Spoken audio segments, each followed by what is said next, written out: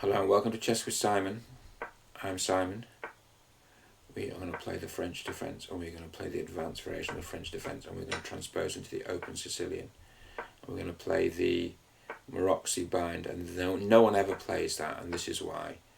They never play that because this is, what we're doing here is genius. Honestly, we've got this. We're castling. We're going to play f4, are we? Are we? But aren't we going to defend that pawn?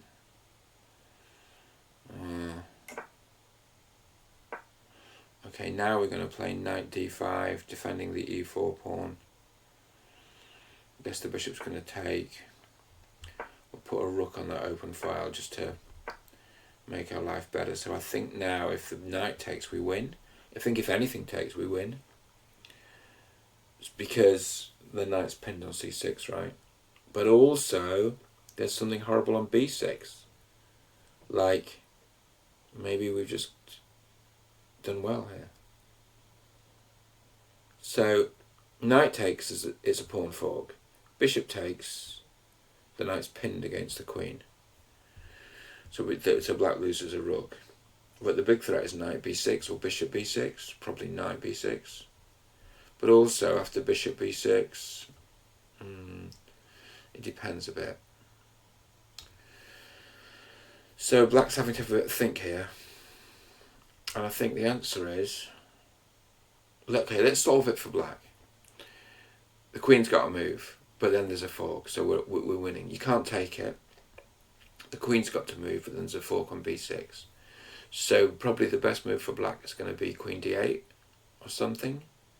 Queen d8, knight b6, one of the rooks moves, you take the other rook, that's what's going to happen. Because that's an exchange, whereas this, okay, this person wants to chat. I'm not going to chat, only because, in case it's rude, because unfortunately, often in chess it's rude.